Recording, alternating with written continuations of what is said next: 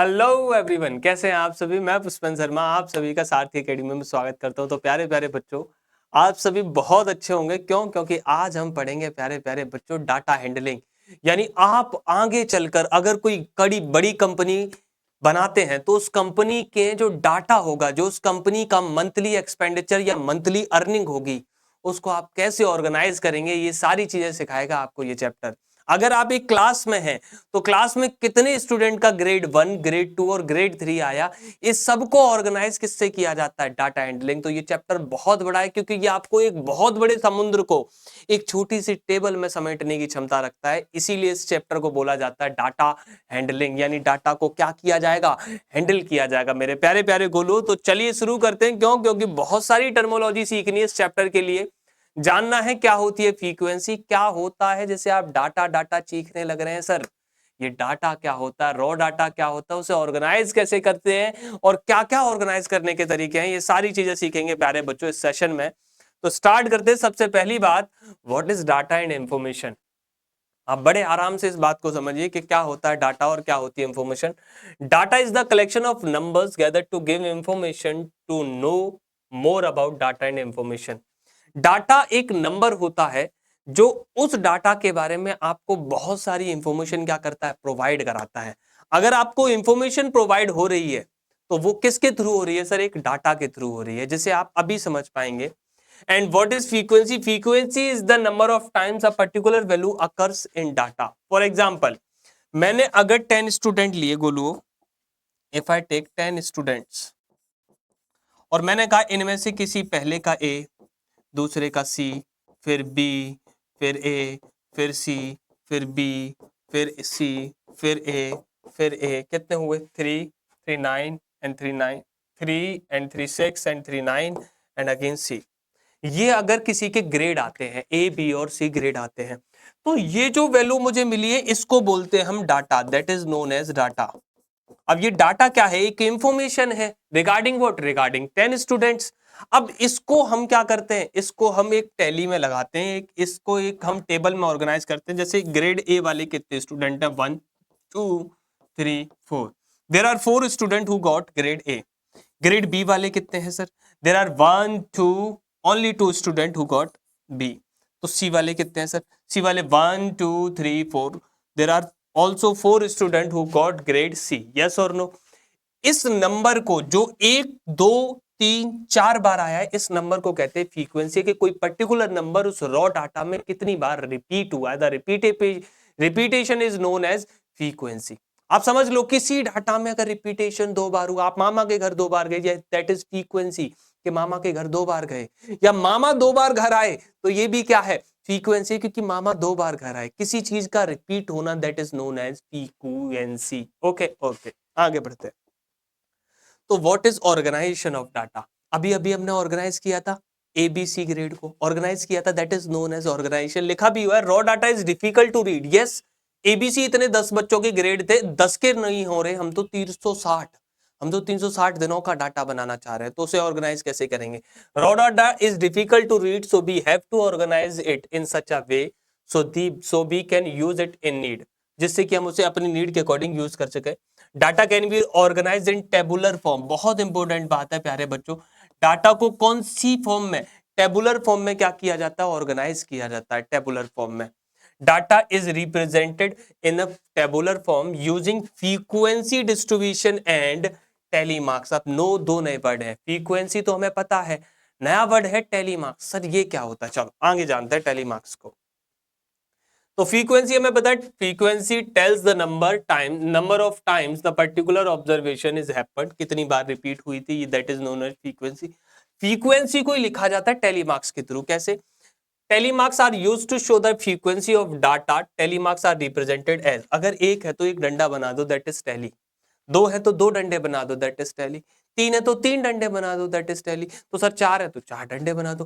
5 है तो 5 डंडे नहीं बनेंगे सर, 4 डंडे स्ट्रेट और 1 डंडा क्रॉस में, दैट इज 5 फ्रीक्वेंसी। 6 फ्रीक्वेंसी होगी तो भैया 4 एक क्रॉस में 5, 5 के बाद 1। अगर 7 है तो 4 5 1 6 7, समझ में आ रहा। अगर 8 है तो 4 स्ट्रेट, फिर एक क्रॉस, 5 हो गया, 5 के बाद 3 8। इसे हम कहते हैं टेली मार्क्स। इसे क्या कहते हैं हम, टेली मार्क्स। समझ में आया? फ्रीक्वेंसी को रिप्रेजेंट करने का एक अलग तरीका था, that is known as frequency, tally marks, sorry. अच्छा चलो, हमारे पास एक एग्जांपल है। There are 30 student in a class, there are 30, how many student? 30। अब 30 स्टूडेंट एक साथ खड़े कर दिए जाए और मैं पूछूं बारी बारी से तुम कौन सा गेम खेलते हो, तुम कौन सा गेम खेलते हो, तो क्या मैं उसे याद रख पाऊंगा? नहीं रख पाऊंगा। इसी के लिए मुझे क्या करना पड़ेगा? डाटा को ऑर्गेनाइज करना पड़ेगा, जिससे कि मैं उस चीज को क्या कर सकूं गोलू, याद रख सकूं। तो there are 30 student in a class, they have to choose a one sport each of the sport period. 5 took badminton, 10 took cricket, 4 took football, 1 took hockey, 3 took tennis, 7 went to volleyball. Represent this data in frequency distribution table. Okay, represent करते हैं। चलो यहां लिखते हैं sir games, game, यहां लिखते हैं frequency distribution और यहां लिखते हैं tally marks, tally marks. Okay, पहला गेम उठाइए, that is badminton, badminton. How many student? There are 5 student. 5 student को टेली में 1 2 3 4 एंड 5। ओके, कोई प्रॉब्लम गोलू? नहीं। नेक्स्ट गेम बताओ जल्दी से, that is cricket, cricket. How many student in cricket? There are 10 student. Okay, frequency 1 2 3 4 and 5, 1 2 3 4 and 5। Okay, next 4 took football, football. How many took football? Football, there are 4 students who took football, football 4, 1 2 3 4 5 है ही नहीं तो cross होगा नहीं। Next, how many students took hockey? Hockey, next is hockey, hockey 1 took hockey, tally marks is 1। next say 3 took tennis, tennis frequency कितनी है? 3। कैसे? 1 2 3, that is tally marks। okay, next 7 went to volleyball, volleyball, volleyball, volleyball में कितने? 7। कैसे आएंगे? 1 2 3 4 and 5 6 and 7, that is tally marks. Okay, बोलो बात clear हुई? अरे हाँ के ना? इसे कहते हैं हम सर डाटा को रिप्रेजेंट करना, किसमें सर? टेबल में। इसे कहते हैं डाटा को टेबल में रिप्रेजेंट करना। चलो आगे बात जानते हैं। अब डाटा को रिप्रेजेंट करने के बहुत सारे तरीके थे, जिनमें से एक डाटा होता है जिसे हम कहते हैं पिक्टोग्राफ। क्या है sir pictograph? The pictograph is the pictorial representation of data. किसी डाटा को पिक्चोरियल रूप से क्या करते हैं? रिप्रेजेंटेशन करना ही क्या कहलाता है? डाटा का पिक्टोरियल ग्राफ रूप कहलाता है। Here is the data represented using image of the object। जैसे number of strawberry with each student in January there are 4, February 2, March, April। लेकिन की लिखी है important line, 1 strawberry represent 2 strawberry. एक स्ट्रॉबेरी किसको रिप्रेजेंट करेगी? 2 स्ट्रॉबेरीज को। तो अब 1 2 3 4 कितनी है? 4, 4 multiply 2 that will be total are 8 strawberry. यहाँ कितनी है? 2, 2 मल्टीप्लाई 2 देर आर 4 स्ट्रॉबेरी। यहाँ कितनी है? 3, 3 मल्टीप्लाई 2 देर आर 6 स्ट्रॉबेरी। यहाँ 3 and 3 6, 6 multiply by 2 there'll 12 strawberry. In January there are 8, in February there are 4, in March there are 6, and in April there are 12 strawberries are taken by the students।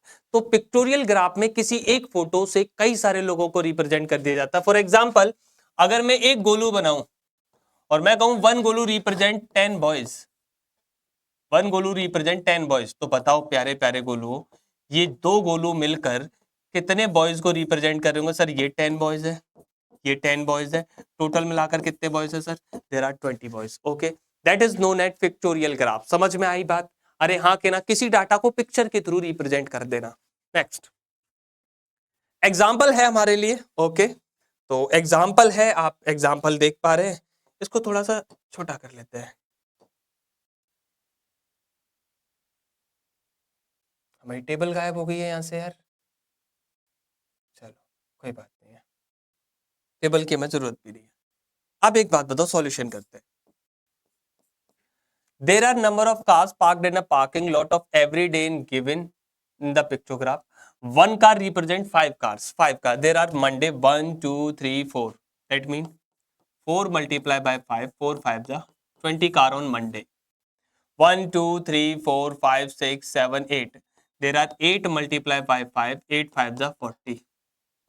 Okay. On Wednesday 1 2 3 4 5 6. There are 6 multiplied 5. 6 5 the 30. On Thursday 1 2 3 4 5, there are 5 multiplied by 5, 5 5 the 25 cars। Question ने क्या पूछा है? Find the day when the highest number of car parked in how many. तो on on Tuesday, the highest number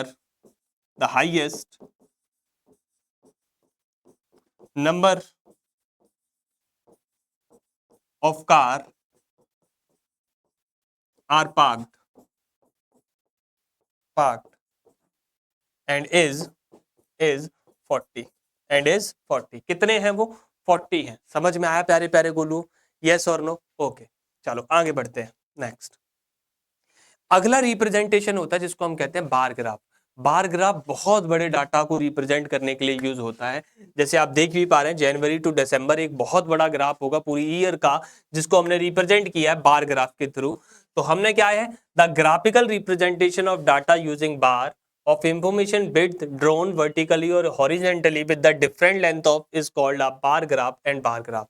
ये जो आपको graphs दिख रहे हैं, ये जो ग्राफ दिख रहे हैं, ये वर्टिकली भी हो सकते हैं और हॉरिजेंटली भी हो सकते हैं। यही ग्राफ जो है, यही जो बार हैं, ये रिप्रेजेंट करते हैं जैसे number of student and birthday of student. जनवरी में कितना, 2 और 4 के बीच में कितना होगा सर? 3। जनवरी में कितना है? 3। अब मैं ये कह दूं 3 रिप्रेजेंट 3000, 3 रिप्रेजेंट 3000, तो जनवरी में कितने स्टूडेंट का बर्थडे होगा? 3000 स्टूडेंट्स का रिप्रेजेंट होगा। यहां दो एक्सेस होती हैं, इसको हम कहते हैं एक्स एक्सेस और इसको हम कहते हैं वाई एक्सेस। वाई एक्सेस, और दोनों ही एक्सेस का यूज होता है। इस पर हमने मंथ्स लिखे हैं और इस पर हमने नंबर्स लिखे हैं। अब जैसे अगर मैं जुलाई में पूछूं, जुलाई में कितने लोगों का बर्थडे, तो जुलाई किस पर है sir? 10। 10। How many student? There are 10 student. मैं पूछूं आपसे दिसंबर में कितना है, तो दिसंबर यहाँ है और ये किसके? 8 और 6 के बीच में देयर आर 7। समझ में आ रहा है बार ग्राफ? तो बार ग्राफ डाटा को रिप्रेजेंट करने का एक अलग तरीका है, एक अलग प्रोसेस है चीजों को क्या करने का, रिप्रेजेंट करने का। मेरे को लो बात समझ में आया? चलो अगली बात समझते हैं। तो अगली बात समझने के लिए अगली सवाल करने की बारी है। तो प्यारे प्यारे बच्चों, आपने जितना डाटा पढ़ा है उस डाटा का यूज कीजिए, एक बार वीडियो को रिवाइंड कीजिए पॉज करके, फिर दोबारा से इस चीज को समझिएगा। अब स्टार्ट करते हैं हम क्वेश्चंस। तो first of all, in mathematics test the following marks are obtained by 40 student, arrange these marks in table using tally marks. Find how many student obtained marks equal to or more than 7, how many student obtained marks below 4. Okay, चलो, तो मेरे प्यारे प्यारे बच्चों, इसे छोटा करते एक टेबल बनाने की जरूरत है हमें। तो अब हम टेबल जल्दी से बनाएंगे। चलो, एक टेबल बनाई हमने। देख पा रहे हो आप टेबल? नहीं देख पा रहे तो अभी देख लोगे। Okay, how many student? There are 40 student who arrange 1 to 10, 1 to 10 marks, 1 to 10. Okay, 1, 1, 2, 3, 4, 5, 6, counting करो, 7, 8, 9 and 10. Okay, 1 and 2. तो चलो, अब प्यारे प्यारे गोलू, वैल्यू को नेमिंग किया जाए। नेमिंग किया जाए, कैसे नेमिंग करेंगे सर? यहाँ है हमारे student, marks, marks, marks 1 2 3 4 5 6 7 8 9, and यहाँ क्या है? Frequency distribution, frequency distribution. यहाँ क्या है? Tally marks, tally marks. Okay, counting करते हैं कि 1 मार्क्स कितनों का है। There is 1 2, there is only 2 student whose marks is 2, तो टैली मार्क्स बना दिया। अब 2 मार्क्स ढूंढिए, 2 2 1 2 3, only 3 student, there are 3 student, तो फ्रीक्वेंसी 1 2 3। ओके, नेक्स्ट 3 ढूंढिए, 3 1 2 3, how many student? There are 3 student who got 3 marks, 1 2 3। okay, 4 4 4 1 2 3 3 3 3 3 4 5 6 7 6 7, there are 7 students, 1 2 3 4 5 1 2 okay. 4 के बाद 5 marks, 5 5 5 1 2 3 4 5 6 6 there are 6 student 1 2 3 4 5 1 okay 6 6 1 2 3 4 5 6 7 there are 7 student 1 2 3 4 5 1 2 data समझ में आ रहा है। अब 7 ढूंढना है। 7 कहां पर है? 1 2 3 4 5 कितनी बार आया है? 5 टाइम्स। 5 टाइम्स 1 2 3 4 5 8 8 ढूंढिए 1 1 2 3 4 4 देयर आर 4 टाइम्स 1 2 3 4 ओके। 9 कितने टाइम्स है? 9 9 9 9 1 9 9 2 3 3 9 कितने टाइम्स है? 3 1 2 3। अब आप देखो टोटल स्टूडेंट 40 बनेंगे। 2 और 3 5 5 2 8 8 7 15 15 और 6 21 21 और 7 28 28 और 5 28 और 5 33 33 और 7 33 और 7 40। टोटल स्टूडेंट कितने हो गए? टोटल स्टूडेंट हो गए 40 स्टूडेंट। अब हमसे जो क्वेश्चन पूछे हम इजीली बता सकते हैं। Find how many student obtain marks equal to और मोर देन 7। इक्वल टू और मोर देन 7 तो इक्वल 5 4 3 तो there are a part there are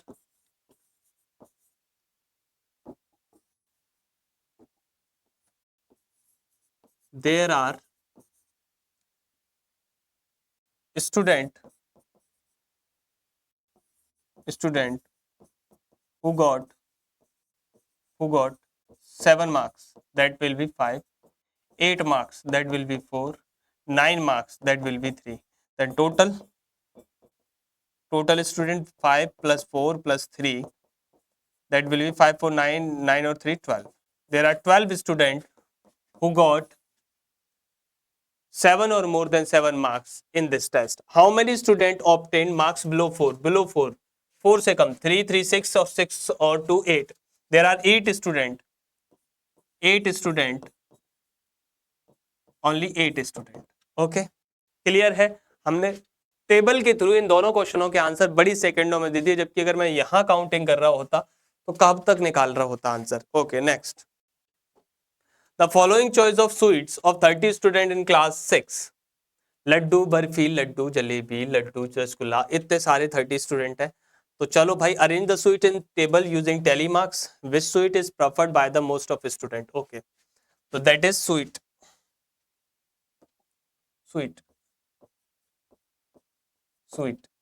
and frequency distribution and tally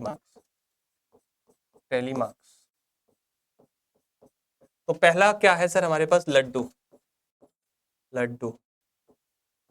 दूसरा क्या है? बर्फी। नेक्स्ट क्या है? जलेबी। किस किस को जलेबी पसंद है? जलेबी के बाद रसगुल्ला। मेरे रसगुल्लाओ जल्दी से बताओ रसगुल्ला कैसा लगता है? रसगुल्ला के बाद है कुछ हमारे पास? नहीं, यही 4 हमारे पास मिठाइयां थी, तो बाकी हमने खाली छोड़ दिया है। अब लड्डू कितने टाइम से? तो काउंट करो 1 2 3 4 5 6 7 8 9 10 11। There are 11 students. Tally marks 1 2 3 4 5 1 2 3 4 5 1 10 और 10 5 और 5 10 और 1 11। बर्फी काउंट करो 1 barfi 2 barfi 3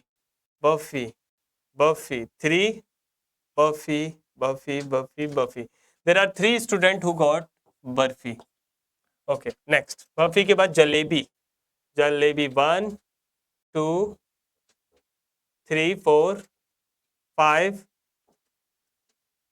6 7। There are 7 students who got jalebi, और जिनके मुंह में पानी आया है, पानी पी के ही काम चलाओ, जलेबी किसी को नहीं मिलेगी। Okay, next Rasgulla. Okay, Rasgulla 1, 2, 3, 4, 5, 6, 7, 8, 9. There are 9 students who got Rasgulla. 4, 5, 1, 2, 3, 4. Count करो तो टोटल आपको मिलेंगे सर कितने? 30. 11 और 9, 20, 20 और 10, 30. There are 30 student. अब हमसे क्या पूछा है? अरेंज तो हमने कर दिया टेबल में. Next, which sweet prefer by the most of student? Which one? Laddoo. Laddoo. Laddoo. Laddoo is prefer by most of the students. Okay, next question. Next question, that is homework for you प्यारे प्यारे बच्चों. इस क्वेश्चन को करेंगे आप लोग और that is homework. यही डिस्ट्रीब्यूशन टेबल बनानी है और तीनों ही क्वेश्चनों के आंसर बताने और ये सारा क्वेश्चन का आंसर कमेंट बॉक्स में होना चाहिए. मैं आपके एक एक कमेंट को पढ़ता हूं. Next, the following pictorial graph show the number of tractors in 5 villages. Okay, तो हमें इस पिक्टोरियल ग्राफ को क्या करना है? ऑब्जर्व करना है, समझना है और फिर क्या करना है? सॉल्व करना है. There are 5 village 1 A B C and D and E और हमें पता है कि 1 tractor represent 1 tractor. Okay, observation pictograph answer the following question. अच्छा, विलेज ए में कितने हैं? 3 और 3 6. ओके, 6. विलेज बी में देयर आर 5. विलेज सी में 1 2 3 4 5 6 7 8. There are 8. विलेज डी में देयर आर 3. विलेज ई में 3 और 3 6. Okay, 6. Which village has the minimum number of tractor? Which village has minimum number of tractor? That is village D. Village D. Okay. Which village has the maximum number of tractor? बताओ प्यारे प्यारे गोलुओ. Village C. Okay. How many more tractors village C has as compared to village B? Village C has compared to village B. Village C have 8 and village B have 5. The difference will be 8 minus 3. 8 minus 5, that will be 3. Then 3 tractor village C have more than village B. Okay, next question, that is third question. Fourth question, what is the total number of tractor in all 5 villages? Okay, तो village A में कितना था? village A में there are 6. village B में there are 5. village C में there are 8. village D में there are 3. village E में there are 6. Then total will be 6 plus 5 plus 8 plus 3 plus 6. Add up करो प्यारे प्यारे बच्चों. 6 6 12 12 और 8 20. 20 and 8 28. There are 28 tractors in all 5 villages. Okay, yes or no? Pictorial graph clear है प्यारे बच्चों. Next question. Okay, next भी same हमारा pictorial graph है. क्या कह रहा है क्वेश्चन? पढ़ो. The number of girls student in each class of co-education middle school in despite of the pictures. हमें पिक्चर के थ्रू दिखाया गया है. अच्छा, 1 photo is represent 4 girls. Okay, 4 girls. Observation the answer.